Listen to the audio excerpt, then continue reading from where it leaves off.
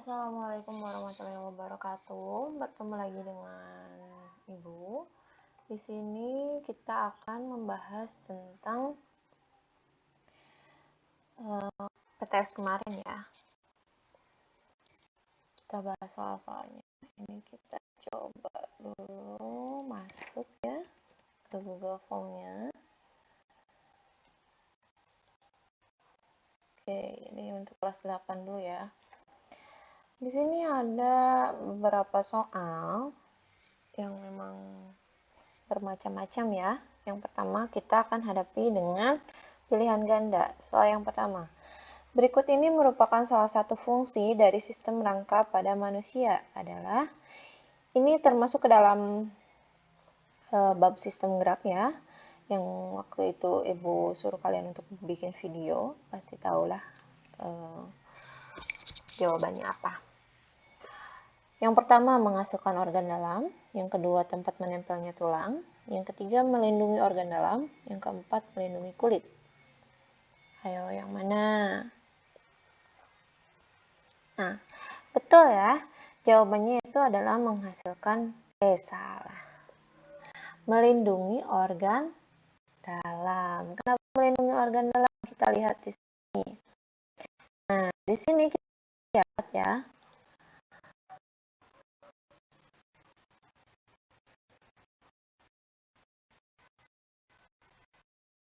Di sini kita bisa lihat ada organ dalam seperti paru-paru, jantungnya, terus usus, ya.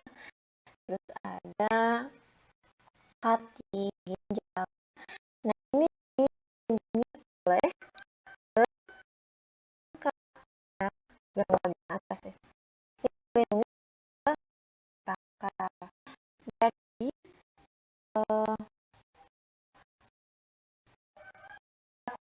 dari adalah untuk melindungi dalam untuk menghasilkan organ dalam salah ya. Dan untuk tempat menempelnya tulang juga salah. Oke. Next. Yang kedua, berikut ini beberapa upaya menjaga kesehatan sistem gerak pada manusia. Pilihlah dua jawaban yang benar. Berjemur pada sinar matahari pagi. Betul atau salah? Betul ya. Kita pilih. Berjemur pada sinar matahari sore. Matahari sore bisa. Tapi kita pilih dua dulu ya. Terus meningkatkan kandungan lemak. Kurang tepat. Meningkatkan kandungan kalsium. Ini bagus untuk tulang ya. Ini pilih ini. Meningkatkan kandungan protein. Agak kurang tepat. Ini. Nah, biasanya itu kita berjemur pada pagi hari. Dari saat matahari mulai memunculkan sinarnya, sekitaran pukul 9 ya. 9 atau biasanya orang-orang yang bagus tuh katanya jam 10, tapi dari jam 9 sampai jam 3. Ini sedikit termasuk ya yang sinar matahari sore, tapi kalau misalkan kesorean itu kita jadinya kurang baik lah. Jadi lebih tepatnya itu adalah matahari pagi dari jam 9-an sampai jam 11-an. Itu bagus untuk tulang kita nantinya dan kulit kita ya. Kita akan mendapat sinar ultraviolet dan vitamin D. Itu bagus untuk tulang kita. Dan kalsium itu kita bisa dapat dari susu. Makanya kenapa dari kecil kita dianjurkan untuk meminum susu. Itu salah satunya. Nah, ada yang tahu nggak kandungan lemak itu untuk apa? Nah, salah satu fungsi dari lemak yaitu sebagai sumber energi ya. Terus untuk membantu meningkatkan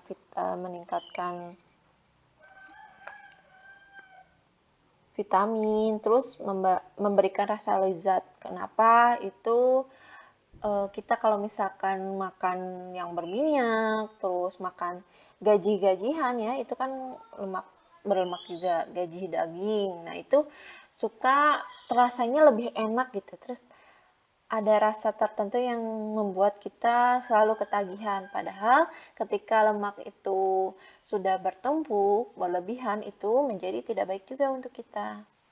Itulah kenapa lemak itu rasanya lezat. Kandungan protein. Nah, protein itu berfungsi juga untuk membentuk atau membangun antibodi. Ya, terus membentuk enzim dan hormon dan membantu memperbaiki jaringan tubuh. Itu salah satu dari fungsi protein.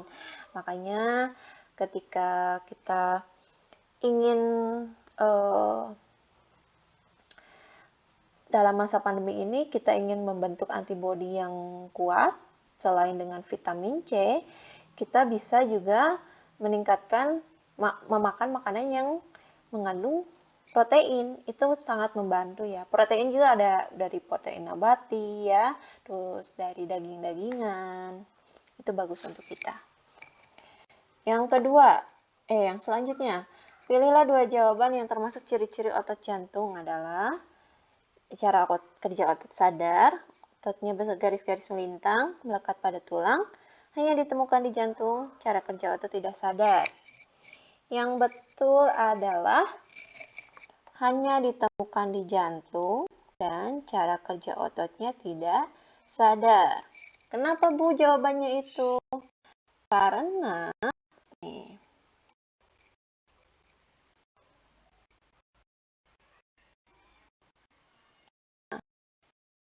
karena otot itu dibagi menjadi 3 bagian. Yang pertama otot polos, otot lurik, dan otot jantung. Otot polos biasanya kita lihat itu ada di kayak organ-organ ya, terus pembuluh darah itu otot polos.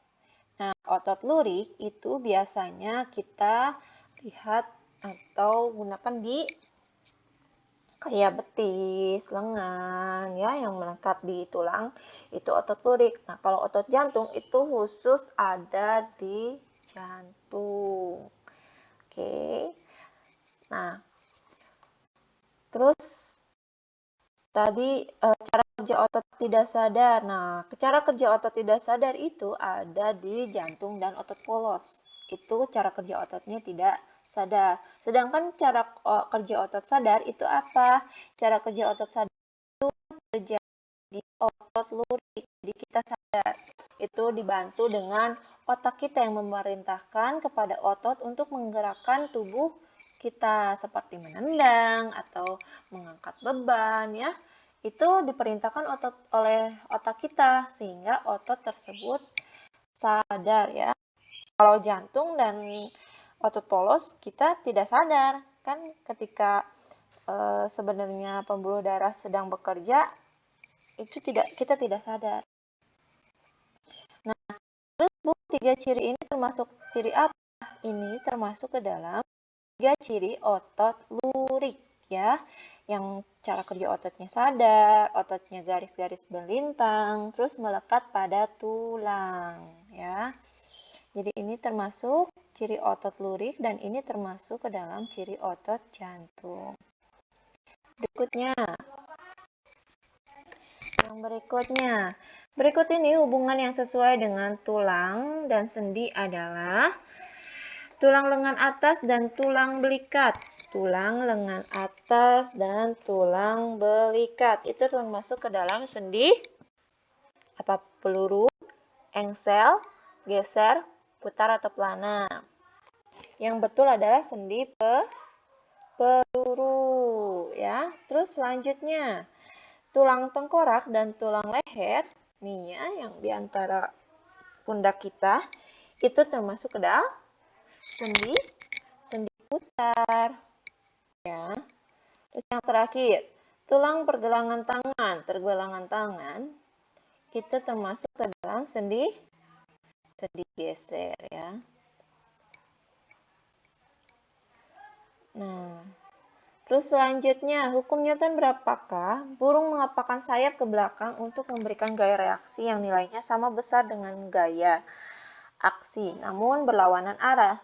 sehingga mengakibatkan burung dapat melaju kencang ke depan. Pernyataan di atas adalah peristiwa yang disebut dengan hukum. Kita lihat di sini. Ada 3 hukum Newton. Yang hukum pertama yaitu jikalau resultan gaya yang bekerja pada benda adalah 0 Newton, maka benda akan bergerak dengan kecepatan tetap atau benda akan diam. Yang kedua, hukum kedua Newton, jikalau terdapat resultan gaya yang bekerja pada benda, maka benda tersebut akan mengalami percepatan. Jadi ini lihat ya, ketika si anak ini mendorong kotaknya, dia akan mendorong ya. Yang pertama mendorong, yang kedua menarik ya. Nah, ini akan menghasilkan percepatan, oke. Yang ketiga, jikalau ada gaya aksi yang bekerja oleh benda satu ke benda 2, maka akan terdapat gaya reaksi yang bekerja oleh benda 2 ke benda 1 dengan besar yang sama tetapi arah berlawanan. Nah, ini dia lagi berenang ya. Jadi gaya aksi dan gaya reaksi itu sama ya. Bu, jawabannya yang mana? Nah, untuk kasus yang ini, burung mengepakkan sayap ke belakang untuk memberikan gaya reaksi. Gaya reaksi ya, nih.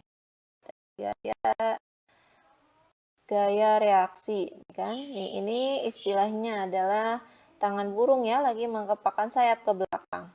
Terus yang nilainya sama besar dengan gaya aksi. Gaya reaksi dan gaya aksi sama besar. Berarti jawabannya ketiga Newton. Nah, di sini kita bisa jawab dengan ketiga atau ketiga atau 3 saja. Ini isian singkat ya. Atau 3. Nah, yang selanjutnya, saat kamu berada di dalam sebuah mobil yang sedang melaju kencang, kemudian tiba-tiba direm, badan kamu akan terdorong ke depan karena badan ingin mempertahankan geraknya ke depan. Pernyataan di atas adalah peristiwa yang sesuai dengan hukum Newton. Nih, ya hukum Newton tadi ada 3. Mana nih yang gayanya sama dengan 0? Yang menghasilkan gaya sama dengan 0. Nah, betul jawabannya adalah hukum ke-1 Newton. Jikalau resultan gaya yang bekerja pada benda adalah 0, maka benda akan bergerak dengan kecepatan tetap atau benda akan diam. Ini kan bendanya diam ya. Jadi hukum Newton 1.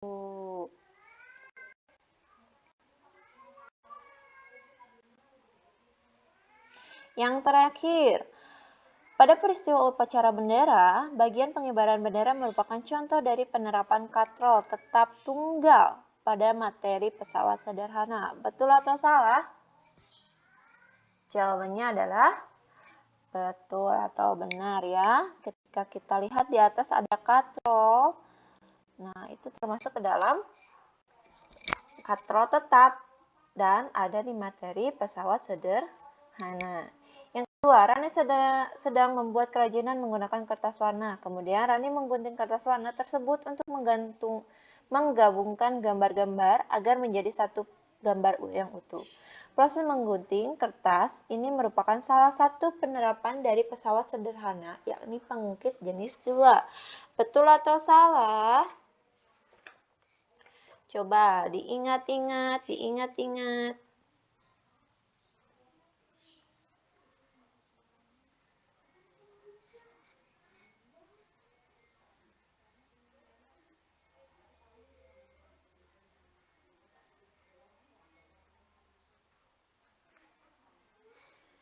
Diingat-ingat. Kalau gunting itu termasuk ke dalam contoh pesawat sederhana keberapa? Gunting.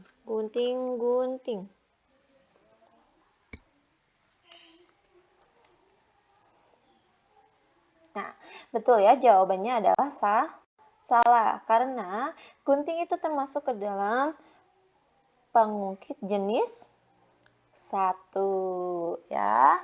Pengukit jenis 2 apa Bu? Contohnya yaitu pembuka tutup botol ya, itu termasuk jenis kedua. Nah, selesai sudah penjelasan untuk hari ini ya. Terima kasih. Wassalamualaikum warahmatullahi wabarakatuh.